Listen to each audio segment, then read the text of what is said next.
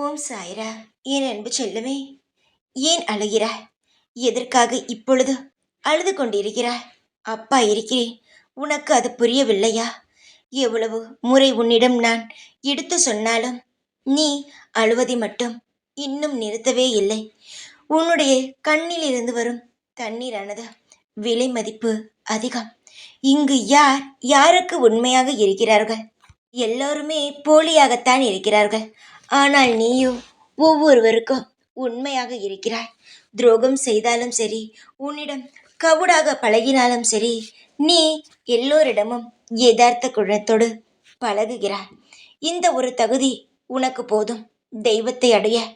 உனக்கு எப்பேற்பட்ட வாழ்க்கையை நான் கொடுத்தாலும் உனக்கு பிடித்த நபருடன் நீ வாழும் பொழுதுதான் அந்த வாழ்க்கையானது உனக்கு முழுமையாகும்.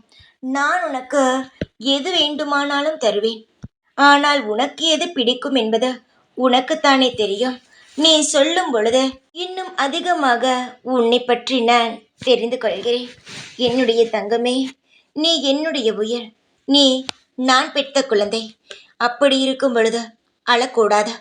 எந்த ஒரு நிமிஷமும் நீ கண்ணீர் வடிக்கவே கூடாது. அழுதது போதும். உனக்கு பிடித்த வாழ்க்கை, பிடித்த உறவு, நீ செய்யும் வேலையில் வெற்றி, இவை அனைத்தையும் உனக்கு ஒன்று விடாமல் நான் தருகிறேன். நான் வாக்கு கொடுத்தால் எந்த ஒரு நிலையிலும் எந்த ஒரு தருணத்திலும் நான் மாற மாட்டேன். உன்னை விட்டு போனது அனைத்துமே உன்னை காயப்படுத்தி விட்டுத்தான் சென்றிருக்கிறது. உனக்காக நான் உன்னுடைய காயங்கள் அனைத்தையும் நான் சுமக்கிறேன் உனக்கு பதிலாக.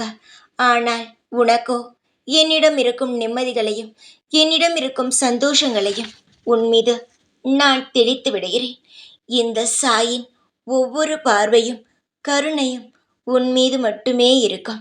நல்ல குழந்தைகளாக இருந்தால் நான் காலம் முழுவதும் அழிக்க முடியாமல் அவர்களுடைய இறந்து விடுகிறேன். சில விஷயங்கள் சில சமயங்களில் காயப்படுத்துகிறது. ஆனால் சில விஷயங்கள் காயப்படுத்தியும் பிறகு நல்லதை தருகிறது. இப்பொழுது உன் மனதில் இருக்கும் விஷயமும் மிகப்பெரிய காயத்தை உருவாக்கி விட்டது. ஆனால் நானோ அந்த காயத்தை உன்னிடம் இருந்து அகற்றிவிட்டு சந்தோஷத்தை உனக்கு தரப்போகிறேன். மழையானது எப்படி மேகத்தை உரசுமோ அந்த அளவுக்கு உன் வாழ்க்கையில் வெற்றியின் உச்சத்தை பார்ப்பாய்.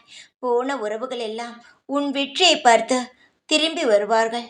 ஆனால் யார் எப்படி பேசினார்கள், இவை அனைத்தையும் ஞாபகம் மட்டும் வைத்துக்கொள். மறந்து விடாதே. அந்த நேரத்தில்தான் உனக்கான முடிவை நீ எடுக்கப் போகிறாய். போனவர்கள் திரும்பி வந்தால் ஏற்றுக்கொள்ளலாமா வேண்டாமா என்பது உன் கையில்தான் இருக்கிறது. தருவது மட்டுமே என்னுடைய கடமை. அதற்கான முடிவை எடுப்பது உன்னுடைய கடமை. நான் உனக்கு அனைத்தையும் தருகிறேன். கவலை இல்லாமல் இரு.